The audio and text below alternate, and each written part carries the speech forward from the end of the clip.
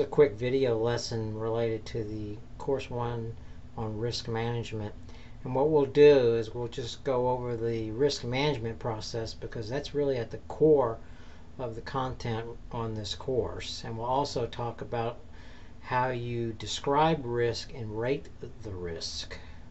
So first step really is at the core of this course has been a well-defined risk management process. You may see some variations of this, but let's just take an example. For example, we'd have an iterative process that might start with identification of risk.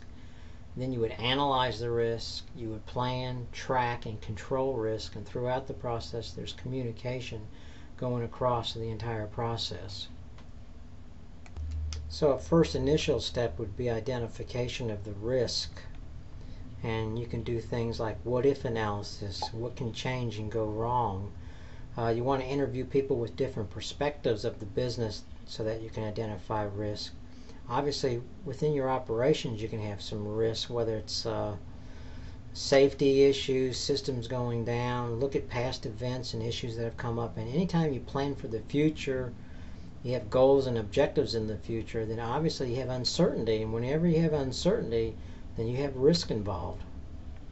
So once you've identified the risk, your next step in this process would be to analyze the risk.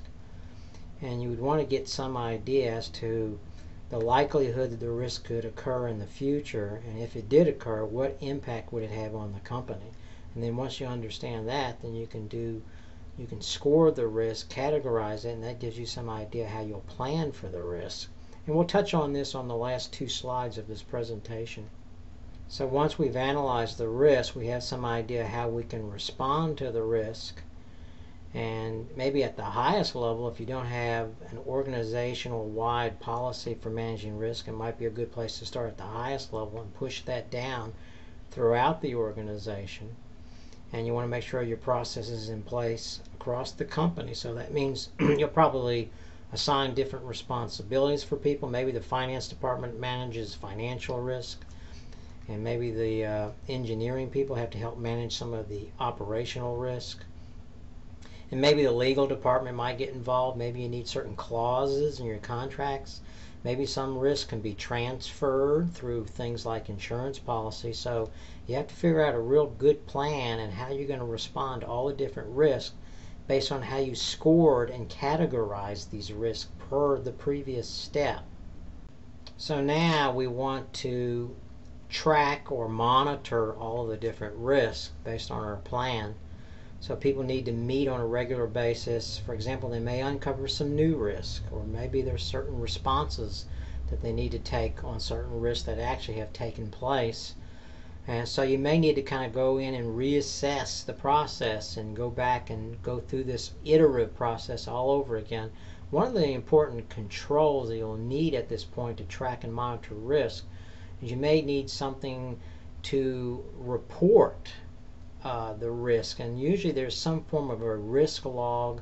I know in the project management environment where I operate at, we usually have something called a risk register. So we capture all the different attributes, who's responsible, and we go through that register on a regular basis as part of the risk management process.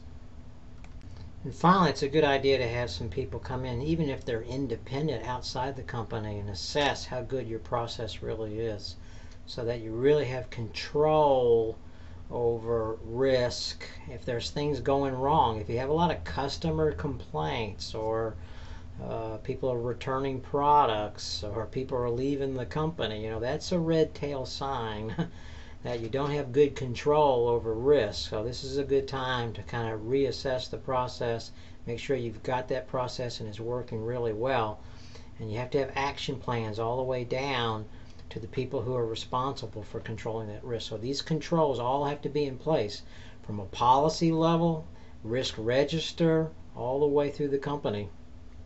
And just to go back to the analysis step within the risk management process, two important components to describe risk. So first you have to assess probability. How likely will this occur? You might look back at past events. How frequently does this occur? How likely is it to occur in the future based on what's happened in the past?